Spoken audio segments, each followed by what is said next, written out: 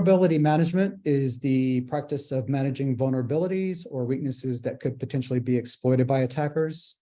Some ways we can manage vulnerabilities is to conduct a vulnerability assessment by scanning a product to identify potential vulnerabilities. This can be done using vulnerability scanning tools, which can automatically scan products for known vulnerabilities using well-known signatures. Once vulnerabilities have been identified, they should be prioritized based on their severity and likelihood of exploitation. This can help focus resources on addressing the most critical vulnerabilities first. A patch management strategy should be developed to ensure that software updates and security patches are applied in a timely manner. This can also help address known vulnerabilities and reduce the risk of exploitation. Again, implement secure coding practices throughout the software development lifecycle. Monitor and analyze security events to identify potential vulnerabilities and security incidents. And again, conduct regular security testing, such as penetration testing and vulnerability scanning. Authentication is the process of verifying the identity of a user, whilst authorization is the process of determining what actions a user is allowed to perform. So these are two different things. So how do we implement strong authentication and authorization? One is we can use strong authentication mechanisms such as two-factor authentication or even biometric authentication to ensure that users are who they claim to be. Now, if you have constrained resources and cannot implement this for all users, at the very least, please implement this for your admin users. They are high-value targets and should be protected accordingly. Implement secure password policies that require users to choose strong passwords and periodically change them. This should go for all users, not just admin users, or actually including admin users, because admin users tend to want to opt out of any kind of password policies that require them to type in very long passwords. Implement secure session management to prevent session hijacking and session fixation attacks. Implement role-based access control to ensure that users only have access to the resources and functionality they need to perform their duties. Use secure communication protocols such as HTTPS. This is to ensure that data transmitted between the client and server is encrypted and secure. Monitor authentication and authorization events to detect and respond to suspicious activities such as failed login attempts or unauthorized access attempts. We should also be regularly reviewing and updating our access control policies to ensure that they are up to date, effective, and current. Protecting sensitive data in a product is crucial. Not only is leaking sensitive data harmful to the reputation of the company holding the data, but it's also harmful to the user. A data breach usually results in a user having to change their password and obtain credit monitoring to look for potential fraud. So we want to minimize the impact that we have on our users as well. To protect sensitive data, we should be using encryption for data both in transit and at rest. It's important to do both. Encryption ensures that even if data is intercepted or stolen, it cannot be read or accessed without the appropriate decryption key. Use secure storage mechanisms such as secure databases or file systems to ensure that sensitive data is adequately protected.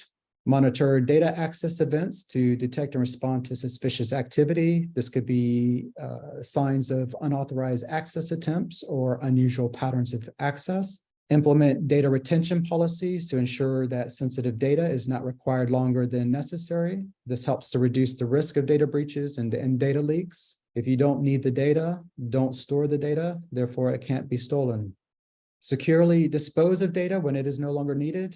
This includes securely deleting data from storage devices and/or securely destroying physical storage media as well.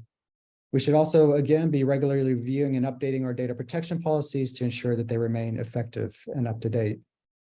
Compliance and regulation. There are several compliance regulations that can impact product security, such as GDPR, HIPAA, and PCI DSS. General Data Protection Regulation, or GDPR. If you're doing business within the EU, you'll most certainly be familiar with this. Is a regulation that governs the privacy and protection of personal data of EU citizens. Organizations that collect, process, or store personal data of EU citizens must comply with GDPR requirements.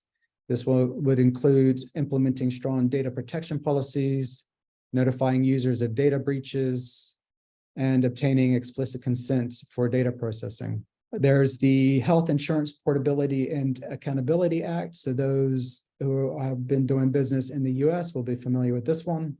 This is a regulation that governs the protection of personal health information, or PHI. Organizations that handle PHI must comply with HIPAA requirements, which include implementing strong access controls, maintaining audit trails of PHI access, and reporting PHI breaches. Payment Card Industry Data Security Standard, or PCI DSS. This is a regulation that governs the protection of credit card data. So organizations that handle credit card data must comply with PCI DSS requirements, which include implementing strong access controls, maintaining audit trails of credit card data access, and complying with strict data retention policies. Now, if you are doing business in a certain country, be sure to check with local legislation. For example, if you're doing business in Ghana, they have a data protection law known as the Data Protection Act 2012. This law seeks to regulate the processing of personal data and to ensure the protection of the privacy of Ghana citizens.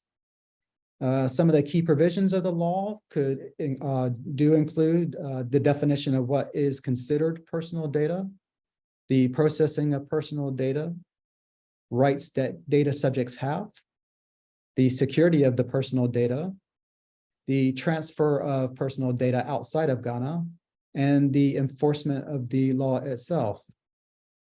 Now, these are common themes you will find in a lot of legislation around the globe. So again, check with your local legislation to make sure that your products comply. Non-compliance with these regulations can result in legal and financial penalties, loss of reputation, and loss of customer trust. Therefore, it is critical for developers to prioritize compliance requirements when designing and building their products. Okay, what happens if you receive a report that your product has been involved in a breach? How you respond to the incident can make or break your reputation. There are quite a few models that pertain to incident response, but they will generally include the following. The first step in responding to a security incident is to identify the incident.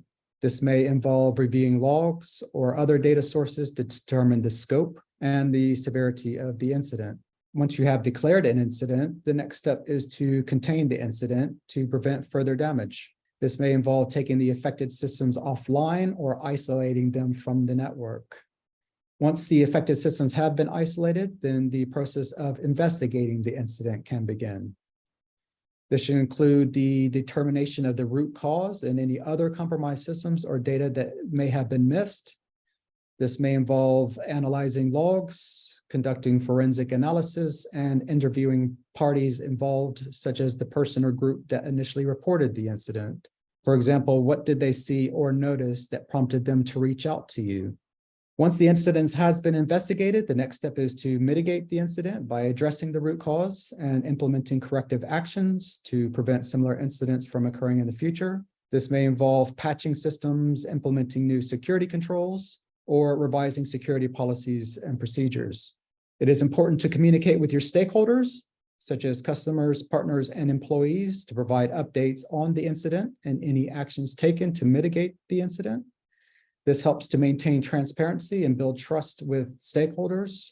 Nothing worse than stakeholders learning after the fact that their data has been breached.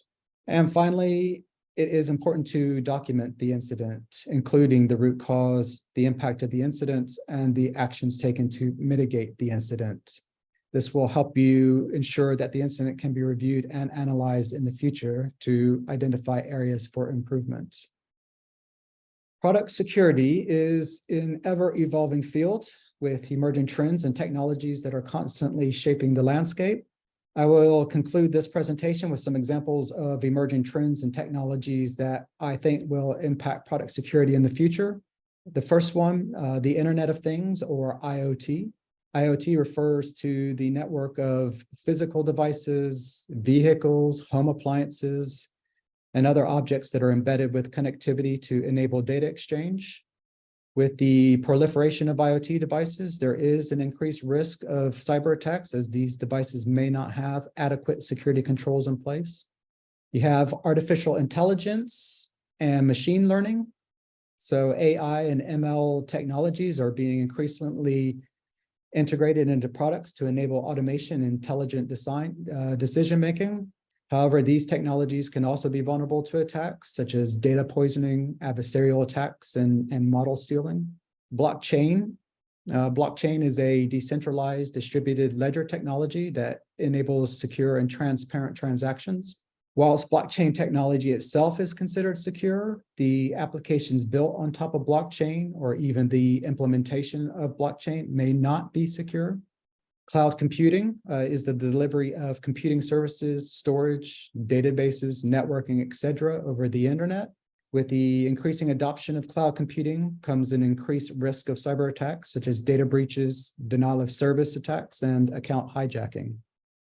Quantum computing is a new computing paradigm that uses quantum mechanics to perform computations. Whilst quantum computing is still in its early stages, it does have the potential to disrupt traditional cryptographic systems, which are used to secure today's products. So there is currently a race to develop quantum-resistant cryptographic algorithms to help mitigate this emerging trend, to help protect the future of our cryptographic systems. As a finishing note, I would encourage you to stay abreast of these trends and technologies to ensure you are aware of the risks to your product and that you take appropriate steps to make your products secure and resilient against cyber attacks.